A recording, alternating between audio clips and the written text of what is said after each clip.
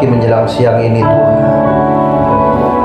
Kami masih ada sebagaimana kami ada semua karena kebaikan Tuhan dalam kehidupan kami.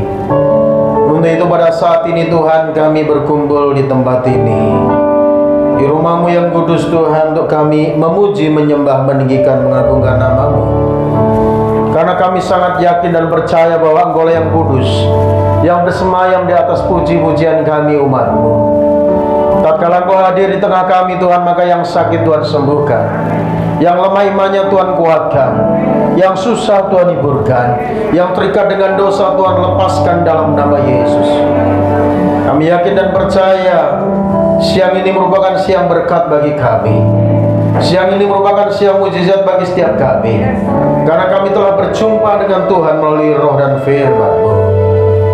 Untuk itu pada saat ini kami sediakan hati kami untuk ditabur melalui kebenaran firman-Mu.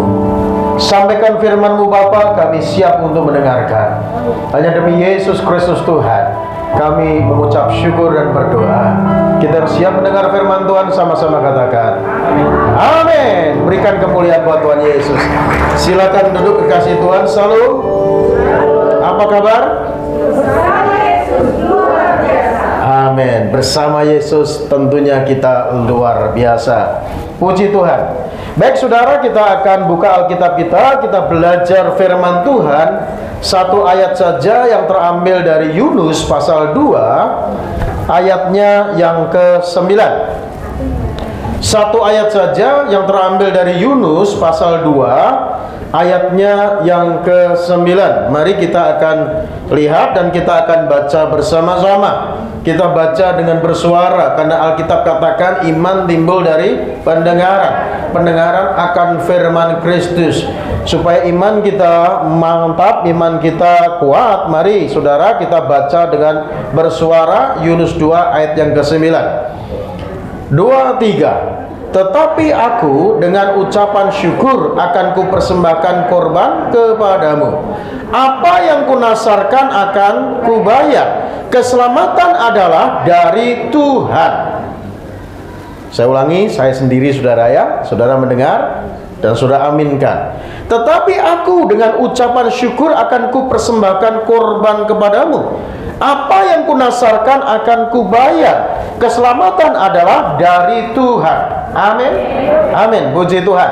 Saya beri tema firman Tuhan pada saat ini adalah rahasia keluar dari masalah. Apa saudaraku? Rahasia keluar dari masalah.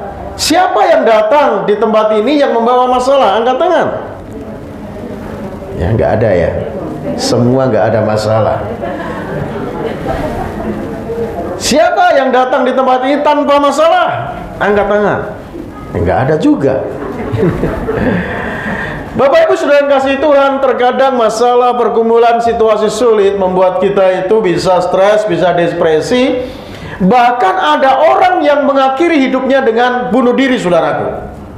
Namun pagi ini, menjelang siang ini kita belajar firman Tuhan, bagaimana rahasianya kita itu bisa keluar dari masalah. Kita belajar dari seorang hamba Tuhan yang bernama Yunus, saudara. Tentunya kita semua tahu tentang cerita Yunus ini. Ya, apalagi saudara sudah Kristen dari sejak lahir ya. Saudara ikut sekolah minggu diceritakan tentang cerita Yunus, saudara. Jadi Yunus ini adalah hamba Tuhan yang mendengar perintah Tuhan. Tuhan berfirman kepada Yunus untuk apa? Menyerukan berita pertobatan atas kota Niniwe. Kenapa orang Niniwe harus mendengar berita pertobatan, saudaraku? Karena kehidupan orang Niniwe ini sangat jahat. Dan kejahatan orang Niniwe telah sampai kepada Tuhan. Dan Tuhan hendak menghukum orang-orang di Niniwe kalau orang-orang Niniwe ini tidak bertobat, saudaraku. Jadi orang Niniwe ini dia itu kehidupannya begitu luar biasa jahat, saudara. Ya karena apa? Karena memang orang Niniwe itu menyembah dewa perang. Kerjaannya tiap hari itu bunuh orang, saudaraku. Ya, melakukan banyak hal kejahatan. Dan Yunus diutus Tuhan untuk apa? Pergi ke kota Niniwe menyerukan berita pertobatan. Dan Tuhan berfirman kepada Yunus, dan Yunus katakan, "Oke Tuhan, aku siap." Dia siap untuk pergi ke kota Niniwe. Namun Apa yang dikatakan kepada Tuhan, dia tidak lakukan, saudaraku. Justru Yunus ini malah sebaliknya, dia nggak pergi ke kota Niniwe. Namun Yunus ini, saudaraku, beli tiket di Yafo. Untuk apa? Plesir. Jalan-jalan kemana? Ke Tarsis, saudaraku. Lari jauh dari Tuhan. Lari dari panggilannya sebagai hamba Tuhan. Akhirnya apa? Alkitab katakan oleh penentuan Tuhan, Tuhan datangkan angin badai di laut itu, menghantam kapal itu, saudara. Semua orang di kapal ketakutan. Nakoda dan semua orang yang ada di kapal itu ketakutan semua, saudaraku.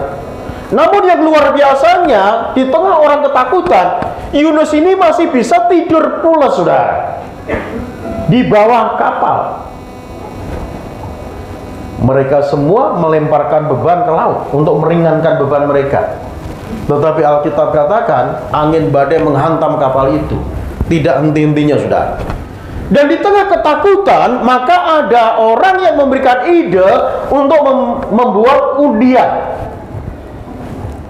Jadi ini bukan undian berhadiah, tapi undian pengen tahu gara-gara siapa kita ditimpa malapetaka ini.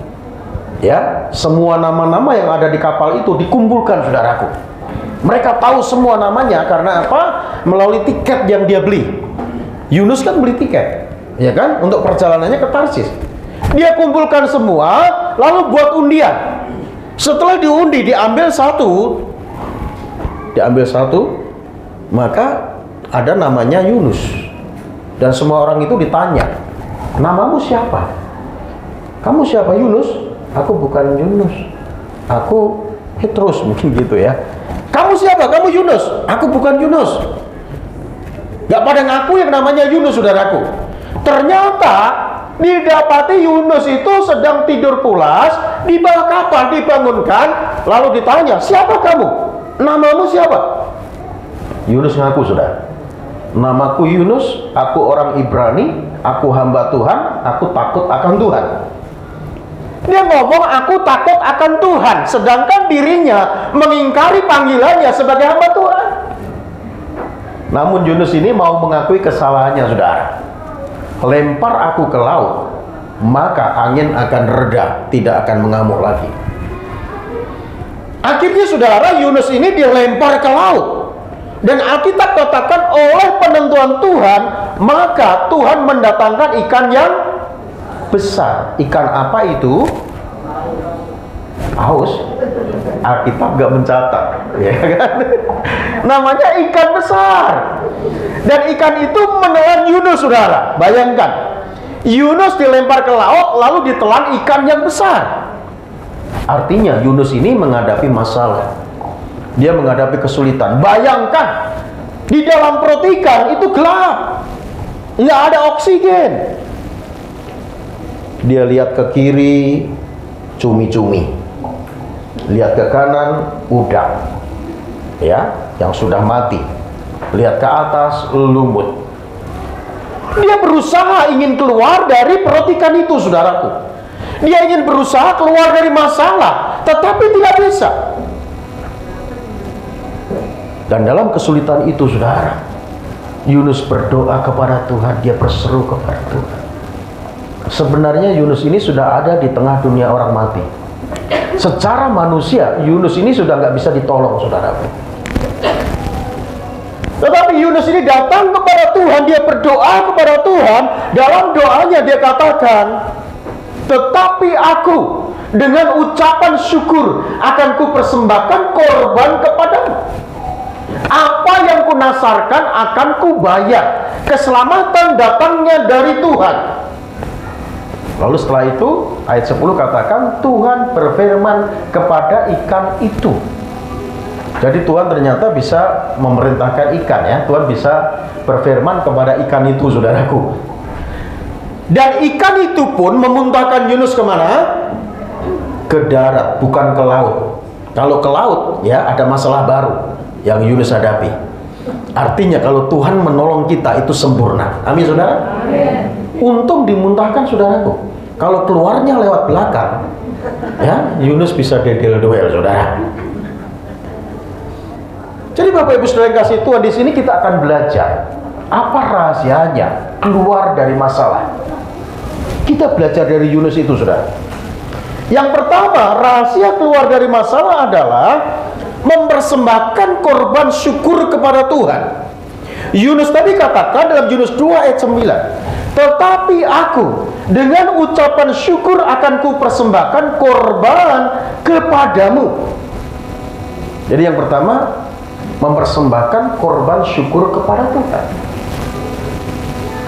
Walaupun Yunus menghadapi masalah, dia ada dalam perotikan, namun dia sadar itu semua adalah kesalahannya sendiri, sehingga dia menerima konsekuensi dari apa yang dia buat, mengingkari panggilannya sebagai hamba Tuhan untuk taat melakukan kehendak Tuhan. Dan pada saat mengalami pergumulan, mengalami masalah, dia tidak komplain. Justru sebaliknya, dia mempersembahkan korban syukur kepada Tuhan. Tetapi aku dengan ucapan syukur akan kupersembahkan korban kepadamu. Jadi Bapak Ibu Saudara yang kasih Tuhan, masalah sebesar apapun, sesulit apapun, serumit apapun, Tuhan sanggup memberikan jalan keluar, asal kita tetap hidup dalam mengucap syukur. Kenapa saudaraku ucapan syukur kita itu bisa menggerakkan hati Tuhan? Karena Tuhan memerintahkan untuk kita hidup mengucap syukur. Dalam 1 Tesalonika 5 ayat 18 katakan, mengucap syukurlah dalam segala hal, sebab itulah yang dikehendaki Allah di dalam Yesus Kristus bagi kamu. Jadi kehendak Tuhan dalam kehidupan kita itu adalah hidup mengucap syukur, saudaraku. Ya, jangan mengeluh dalam menjalani hidup. Jangan bersungut-sungut. Kalau saat ini mungkin kita sedang menghadapi pergumulan yang pelik, yang rumit, jangan mengeluh, saudara. Tetap ucapkan syukurmu kepada Tuhan, karena memang itu kehendak Tuhan. Jangan kita seperti bangsa Israel. Bangsa Israel sudah dibebaskan dari tanah perbudakan di Mesir, dibawa dengan satu tujuan, adalah tanah yang penuh susu dan madu. Artinya tanah subur, yaitu tanah Kanaan, saudara. Statusnya sudah tidak lagi budak, namun sebagai orang yang merdeka. Pada saat dibentuk Tuhan di padang gurun, saudara, mereka mengeluh, mereka bersungut-sungut, mereka menyalahkan keadaan, menyalahkan Musa, lebih menyalahkan Tuhan. Mereka teringat di Mesir sebagai budak, makan gratis, minum gratis, tetapi statusnya sebagai budak. Dan Tuhan mau mengangkat bangsa Israel menjadi bangsawan surgawi, menjadi umat pilihan Allah.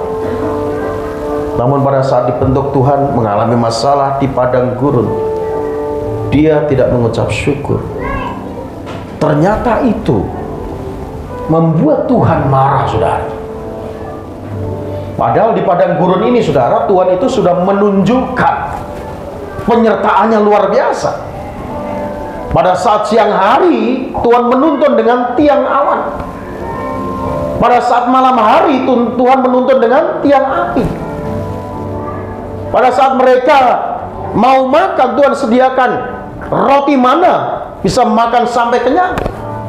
Dan pada saat bosan dengan makanan roti mana, mereka pengen daging, Tuhan berikan daging, saudaraku, dengan burung puyuh, saudara. Mereka tidak ada minum, Tuhan beri minum, saudara. Walaupun di padang gurun, walaupun di tengah kesukaran, kesulitan, namun Tuhan menunjukkan kasih-Nya terhadap bangsa Israel. Namun mereka tidak tahu bersyukur. Ternyata itu membuat Tuhan tidak senang. Akhirnya, saudaraku, bangsa Israel yang keluar dari tanah perbudakan, yang berjalan di padang gurun menuju tanah Kanaan, itu semua ditewaskan di padang gurun oleh malaikat maut, saudara. Karena apa? Karena mengeluh bersungut-sungut. Hanya generasi yang lahir di padang gurun dan yang dipimpin oleh Yosua dan Kaleb yang berhasil masuk tanah Kanaan. Jadi Bapak Ibu Saudara kasih Tuhan, biar ini juga menjadi pelajaran bagi kita dalam kita menjalani hidup. Mari saudara, walaupun mungkin saat ini keadaan membuat saudara itu tidak bisa bersuka cita, namun paksalah jiwa kita untuk tetap bersuka cita. Paksalah jiwa kita untuk tetap bersyukur kepada Tuhan. Amin saudara. Dan ini yang dilakukan oleh Yunus. Di dalam perhatikan, ada masalah, ada kesulitan, ada pergumulan.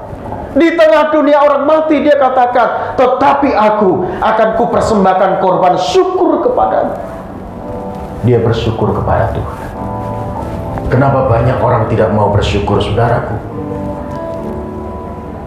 Karena kenyataan tidak sesuai dengan harapan. Kadang nggak bisa bersyukur. Kalau kita sedang menghadapi masalah, ingat saudara bahwa Allah turut bekerja dalam segala sesuatu untuk mendatangkan kebaikan. Amin. Mungkin saudara berpikir dan menatap saya, kebaikan yang seperti apa, Pak? Keluarga saya berantakan, keluarga saya kacau, suami saya tinggalkan saya. Kebaikan yang seperti apa? Saudara yang kasih Tuhan, semua mendatangkan kebaikan asal kita mengasihi Tuhan dan kita menaikkan syukur kita kepada Tuhan. Amin. Kadang kita tahu kebaikan Tuhan setelah apa? Setelah Tuhan campur tangan menyelesaikan masalah kita. Ternyata Tuhan baik. Namun pada saat kita sedang menghadapi masalah pergumulan, kita belum tahu kebaikan Tuhan. Ada seorang pemuda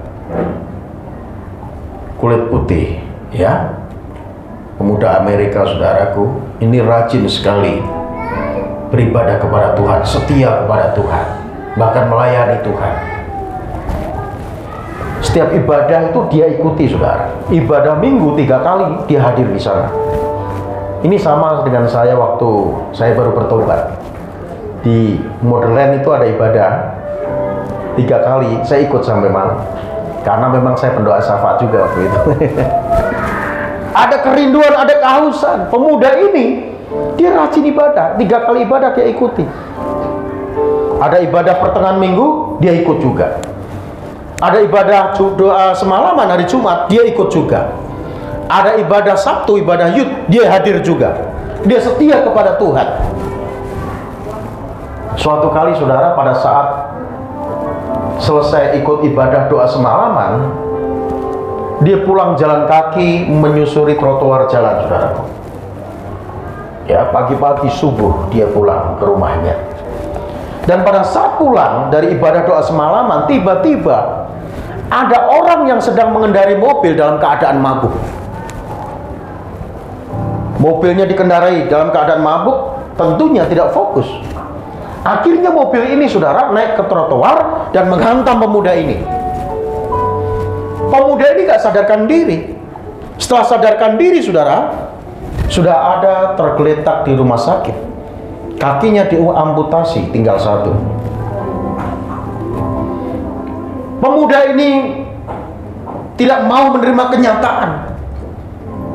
Dia komplain sama Tuhan, dia protes sama Tuhan, dia kecewa sama Tuhan. Kenapa hal ini harus terjadi kepadaku, Tuhan? Bukankah aku sudah setia kepadamu? Sudah beribadah kepada Tuhan, melayani Tuhan? Kenapa aku harus kehilangan kakiku yang 1 ini, Tuhan? Akhirnya pemuda ini tidak lagi mau ke gereja lagi. Tidak mau lagi ke gereja.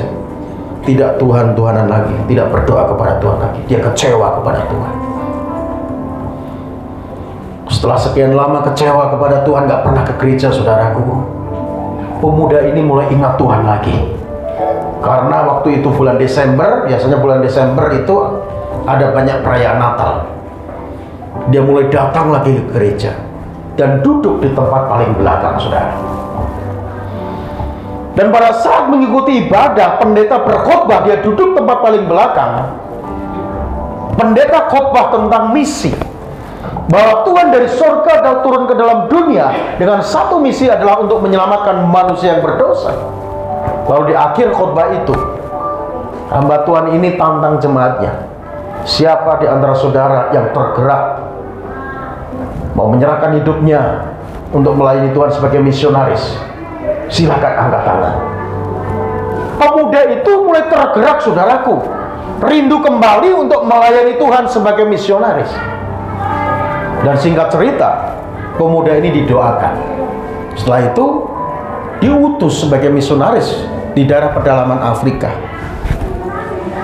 Sesampainya di daerah pedalaman Afrika, saudara, pemuda ini ditangkap oleh kepala suku orang berkulit hitam, saudara.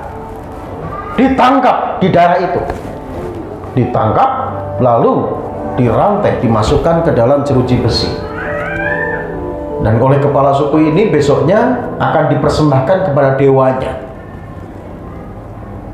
Dan keesokan harinya, saudara, pemuda ini dikeluarkan dari jeruji besi dan semua rakyat dikumpulkan dan mau diadakan upacara pengorbanan bagi dewanya. Dan yang dikorbankan adalah pemuda ini. Dan pemuda ini siap untuk dikorbankan, dan kepala suku ini sudah memegang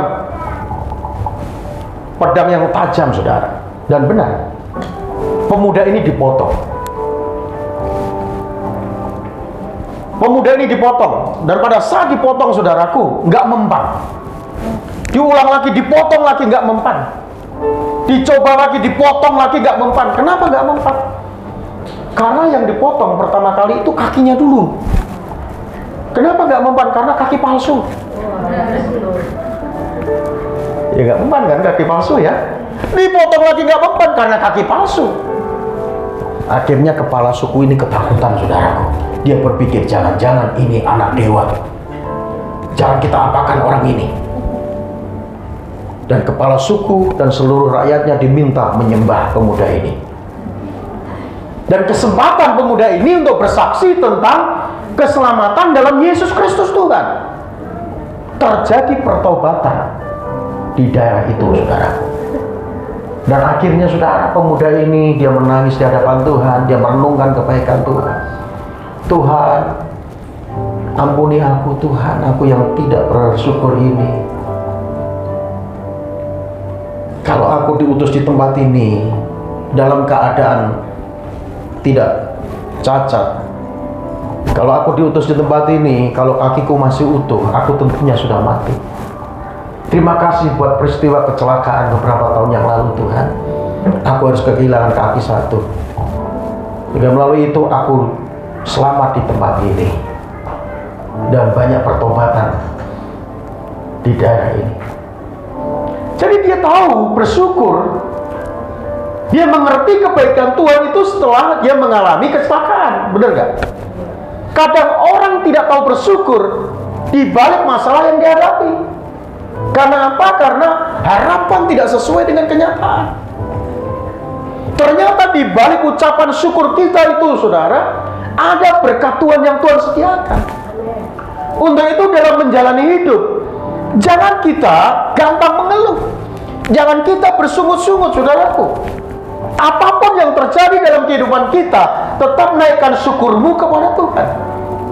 Karena itu kehendak Tuhan. Kadang orang nggak tahu bersyukur, saudara.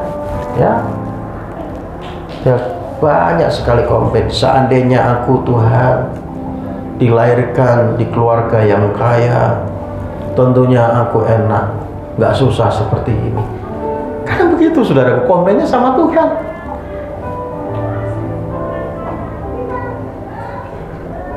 Bahkan ada orang yang mengatakan, orang yang dilahirkan yang tidak punya etika dari seorang ibu, gitu ya,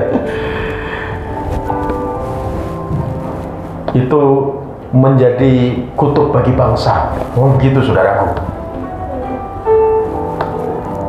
Ini artinya kan melecehkan perempuan dan menghina Tuhan. Seorang Tuhan itu tidak bisa mengatur kehidupan manusia. Jadi Bapak Ibu sekalian kasih Tuhan, mari saudara, biarlah hidup kita ini dari hari ke hari yang kita jalani selalu mengucap syukur. Amin. Bahkan dalam kita menantikan pertolongan Tuhan, kita harus tetap mengucap syukur.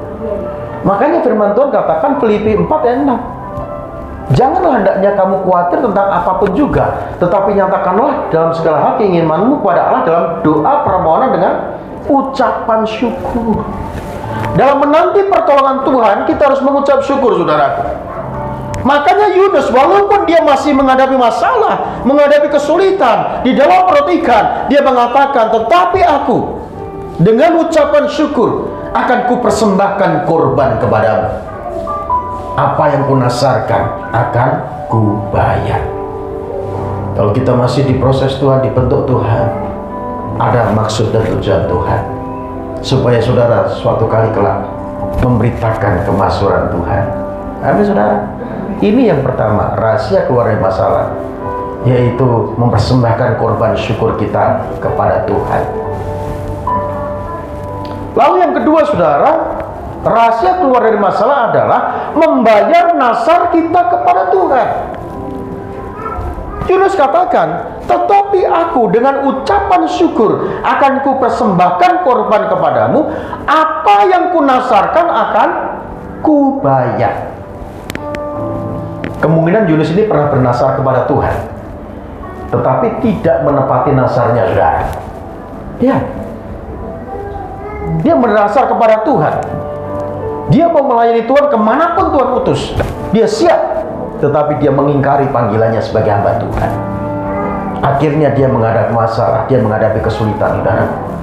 Tetapi di dalam pergumulan, dalam perut ikan itu, dia sadar bahwa dia pernah bernasar. Sehingga dia katakan, apa yang kunasarkan akan kubayar. Jadi nasar itu merupakan sebuah janji yang ditujukan kepada Tuhan. Kalau saudara pernah bernasar kepada Tuhan, berjanji kepada Tuhan, jangan saudara menunda-nunda menepati janjimu itu, saudaraku. Kenapa? Karena Allah tidak suka kepada orang yang menunda-nunda. Tuhan tidak suka kepada orang yang tidak menepati janjinya kepadanya. Coba kita baca dalam Pengkhotbah 5 ayat 3, 4 dan 5. Ya, Pengkhotbah pasal 5 ya, kalau sudah menemukan kita akan baca ya, supaya kita ingat ya. Ayat 3, 4 dan 5. Ya, kita baca 2, 3. Kalau engkau bernasar kepada Allah, janganlah menunda-nunda menepatinya, karena ia tidak senang kepada orang-orang bodoh. Tepatilah dasarmu. Selanjutnya, lebih baik engkau tidak bernasar daripada bernasar tetapi tidak menepatinya. Ayat selanjutnya 5. Janganlah mulutmu membawa engkau ke dalam dosa, dan janganlah berkata di hadapan utusan Allah bahwa engkau khilaf. Apakah perlu Allah menjadi murka atas ucapan-ucapanmu dan merusakkan pekerjaan tanganmu? Ngeri, saudara ya.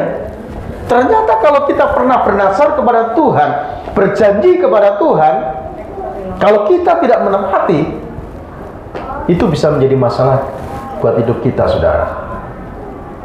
Tuhan bisa marah. Mendingan kita nggak usah janji-janji lah sama Tuhan. Ya, kalau kita janji kepada manusia, mungkin manusia hanya kecewa. Kadang orang banyak janji, saudara. Ya, ada orang janji kepada saya juga sama, saudara. Ya, orang hubungin saya, minta didoakan dan sebagainya. Ya, kalau minta didoakan saja, saya sepakat doakan. Dia sambil berjanji, Pak, nanti kalau proyek saya di Bakahuni itu, ya, tanahnya sudah kejual, nanti saya akan bangun gereja Bapak. Saya persembahkan untuk pelayanan di gereja Bapak. Wah, saya lihat mantap juga ini, gitu ya. Kita sebagai hamba Tuhan senang, saudaraku. Tapi sampai sekarang nggak ada kenyataan tuh. Kadang lidah memang tidak bertulang, saudaraku. Dan kita perlu tahu, ya, cuman tahu saja, kan begitu ya. Manusia mungkin kecewa saja, tetapi jangan sampai kita ngomong begitu sama Tuhan. Kadang ada orang begitu, saudara, pada saat susah begitu ya, dia berjanji kepada Tuhan, Tuhan, kalau engkau berkati usahaku, maka aku akan setia mendukung pelayanan, aku akan setia mendukung pekerjaan Tuhan, bahkan aku akan terlibat dalam pelayanan. Itu doanya, dia janji kepada Tuhan. Di sini ibadah jam 8, jam 6 sudah datang. Padahal masih lama kan? Karena apa? Karena menghadapi masalah. Biasanya orang itu ya, dia datang kepada Tuhan. Biasanya orang pada saat menghadapi masalah baru dia berteriak kepada Tuhan. Dia janji pada Tuhan, tetapi setelah usahanya diberkati Tuhan, dia sibuk dengan berkat yang Tuhan berikan. Dia sibuk dengan usahanya, saudaraku. Dan Tuhan tidak senang itu, saudara. Jadi Bapak Ibu saudara yang kasih Tuhan, mari, kalau firman Tuhan mengingatkan kita, Roh Kudus menjamahmu, dan saudara pernah berjanji kepada Tuhan, mungkin itu peristiwa sudah lama sekali ya. Kalau Tuhan ingatkan, tetapi saudara, mungkin saudara pernah berjanji kepada Tuhan, tahun 2024 Tuhan, aku mau berkomitmen hidup dalam kekudusan. Aku mau berkomitmen hidup dalam ketaatan. Lakukan, saudaraku. Mungkin saudara mau buat komitmen yang baru dengan Tuhan, dan saudara janji benar-benar lakukan. Jangan menunda-nunda menepati nasarmu, Alkitab katakan. Lebih baik kita tidak bernasar daripada menasar tapi tidak menepati janji kita. Jadi Yunus ini pernah bernasar kepada Tuhan. Sehingga pada saat Yunus ini menghadapi masalah karena tidak menepati nasarnya, dia sadar kembali. Dia mengatakan, apa yang kunasarkan akan kubayar. Jadi itu yang kedua, saudara. Lalu yang ketiga, rahasia keluar dari masalah adalah akui bahwa Tuhan yang bisa menyelamatkan kita. Amin. Yunus katakan dalam Yunus 2 ayat 9 tadi, tetapi aku dengan ucapan syukur akan kupersembahkan kepadamu. Apa yang kunasarkan akan kubayar. Keselamatan datangnya dari Tuhan. Kemungkinan Yunus ini sudah berusaha dengan kekuatannya sendiri, dengan caranya sendiri, tetapi gak bisa. Gak bisa keluar dari perut ikan itu, saudara. Dia mengakui bahwa yang bisa menyelamatkan dirinya itu hanya Tuhan. Amin, saudaraku. Jadi akui Tuhan dalam kehidupan kita, bahwa Dia Tuhan yang bisa menyelamatkan kehidupan kita. Dia bisa menyelamatkan usahamu, pekerjaanmu, rumah tanggamu. Dia bisa menyelamatkan kehidupan saudara dari penghukuman kekal. Ini yang utama, saudara. Jadi yang bisa menyelamatkan manusia dari dosa, dari penghukuman kekal, itu hanya Tuhan Yesus. Amin. Karena Tuhan Yesus katakan bahwa akulah jalan dan kebenaran dan hidup. Tidak ada seorang pun yang datang kepada Bapa kalau tidak melalui aku. Yohanes 14 ayat 6. Kisah Rasul 4 ayat 12 katakan bahwa di bawah kolong langit ini tidak ada nama yang diberikan kepada manusia yang olehnya manusia bisa diselamatkan. Hanya melalui Yesus Kristus Tuhan. Dan setiap orang yang mengakui bahwa Yesus Kristus adalah juru selamat, mengaku dengan mulut, percaya dalam hati bahwa Yesus Tuhan, mereka akan diselamatkan. Amin, saudara. Apakah saudara percaya? Apakah masih ada keraguan? Tentunya kita semua percaya ya. Nggak ada di ruang ini yang ragu dengan Tuhan kita Yesus Kristus juru selamat. Nggak ada ya. Amin. Orang dalam gereja belum tentu loh, saudaraku, dia benar-benar lahir baru percaya Yesus. Jangankan dalam gereja, orang sekolah teologi saja ada yang tidak mengakui, tidak percaya Yesus Tuhan. Pada saat saya selesai mengajar di kelas sekolah teologi, saudara,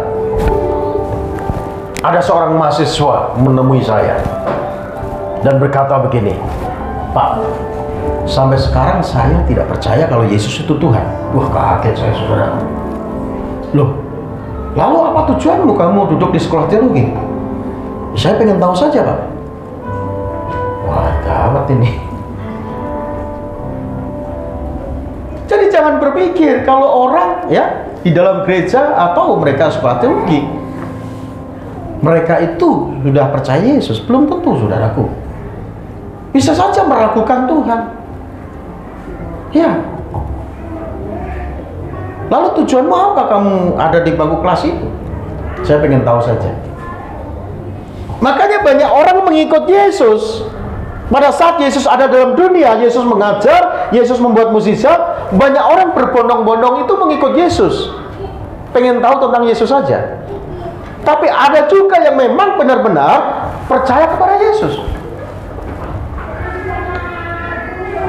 Makanya ada seorang ahli Taurat, dia berpikir ikut Yesus itu enak. Karena Yesus bisa buat mukjizat. Yesus bisa memberi makan 5.000 orang dengan 5 roti dan 2 ikan. Itu pun masih sisa 12 keranjang. Lalu dia katakan gini, "Guru, aku mau ikut engkau kemanapun engkau pergi." Lalu setelah Tuhan Yesus katakan begini, "Kamu mau ikut aku? Pikir dulu. Jangan pikir enaknya saja. Serigala memiliki liang, burung memiliki sarang, tetapi anak manusia tidak memiliki tempat untuk meletakkan kepalanya." Kaget dia, saudara. Jadi banyak orang mengikut Tuhan itu motivasinya salah. Bukan supaya dia menerima keselamatan untuk nanti kehidupan kekal, saudaraku. Hanya keselamatan di dunia. Makanya ada seorang pemuda yang kaya raya, moralitasnya luar biasa. Dia datang kepada Tuhan Yesus dan berkata, "Guru yang baik, perbuatan baik apa yang harus kulakukan supaya aku selamat?" Dan Tuhan katakan, "Apa yang tertulis dalam hukum Tuhan lakukan. Jangan mencuri, jangan membunuh, jangan berzinah, jangan bersaksi dusta, hormati orang tuamu." Dia katakan, "Semua sudah kulakukan dari sejak masa mudaku." Tapi Tuhan katakan, masih kurang satu. "Jual hartamu, bagi kepada orang miskin, baru kamu ikut aku." Lalu pemuda ini mikir, "Aku kaya, hartaku banyak." Dia pergi meninggalkan Tuhan. Dia masih terikat dengan kekayaan dunia, saudaraku. Artinya dia tidak menjadikan Yesus satu-satunya yang bisa menyelamatkan hidup mereka.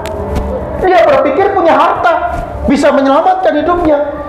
Dia bisa melakukan ini dan itu, saudaraku. Ternyata orang tidak diselamatkan karena terikat dengan kekayaan dunia. Dan Tuhan Yesus katakan, lebih mudah seekor onta masuk dalam lubang jarum daripada orang kaya masuk dalam kerajaan surga. Dan semua murid-muridnya gusar dan berkata satu dengan yang lainnya, "Kalau seperti ini, siapa yang bisa diselamatkan?" Lalu Tuhan katakan, bagi manusia mustahil, bagi Tuhan tidak ada yang mustahil. Ini saya sampaikan ini, saudara, ini contoh-contoh orang-orang yang tidak mengakui bahwa Yesus adalah satu-satunya juru selamat. Masih terikat dengan harta dunia, masih terikat dengan kesenangan dunia.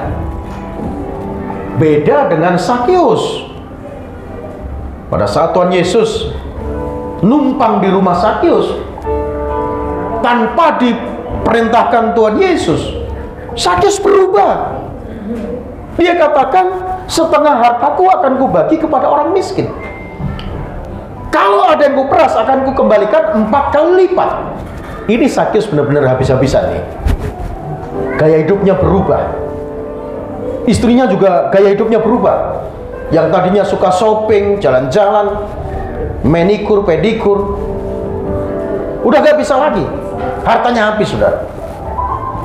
Tapi demi mendapatkan keselamatan, dia tidak mau terikat dengan harta kekayaan.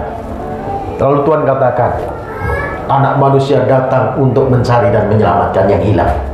Anak ini pun keturunan Abraham. Jadi Bapak Ibu Saudara kasih Tuhan, kalau kita menjadikan Yesus satu-satunya yang bisa menyelamatkan kehidupan kita, masalah apapun yang engkau alami, engkau hadapi, itu ada solusinya. Amin. Yang penting Yesus itu kita jadikan sebagai Tuhan dan Juru Selamat dalam kehidupan kita. Jadi jangan takut kalau saat ini saudara sedang menghadapi masalah. Saudara bisa keluar dari masalah pada saat engkau menjadikan Yesus satu-satunya yang bisa menyelamatkan kehidupan saudara. Kalau saat ini saudara mengalami masalah, pergumulan, kesulitan apapun, nggak perlu takut. Yang penting Yesus yang Juru Selamat itu udah ada dalam kehidupan kita. Amin. Menyertai kita. Sehingga kita bisa katakan ada masalah, tidak ada masalah, bersama Yesus tidak masalah. Amin. Katakan kanan kirimu, ada masalah, tidak ada masalah, bersama Yesus tidak masalah. Yang penting Yesus menyertai kita. Dia menyelamatkan kehidupan kita. Haleluya. Saya simpulkan firman Tuhan pada siang hari ini. Dan kita sudah belajar dari kehidupan Yunus yang menghadapi masalah, kesulitan. Karena ketidaktaatannya melakukan firman Tuhan, dia harus menghadapi masalah yang berat. Dia harus masuk ke dalam perut ikan di tengah dunia orang mati. Namun dia sadar semua karena kesalahannya. Lalu dia melakukan 3 hal. Yang pertama, dia mempersembahkan korban syukur kepada Tuhan. Yang kedua, dia membayar nasarnya kepada Tuhan. Dan yang ketiga, dia mengakui bahwa Tuhanlah yang bisa menyelamatkan dirinya.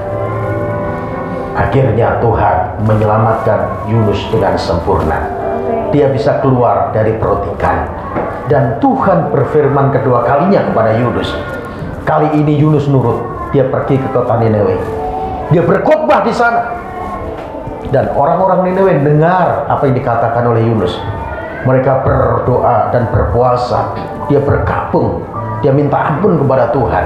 Rajanya, rakyatnya diminta berpuasa. Bahkan ternaknya, binatangnya tidak dikasih makan. Semua puasa, saudaraku. Dan akhirnya kota Niniwe tidak jadi dihukum oleh Tuhan. Amin, saudara. Tuhan mau pakai saudara dan saya, kita semua. Jangan fokus pada masalah kita, tapi fokuslah kepada Tuhan yang bisa menyelamatkan kehidupan kita. Amin. Mari kita bangkit berdiri, saudara. Hatiku percaya.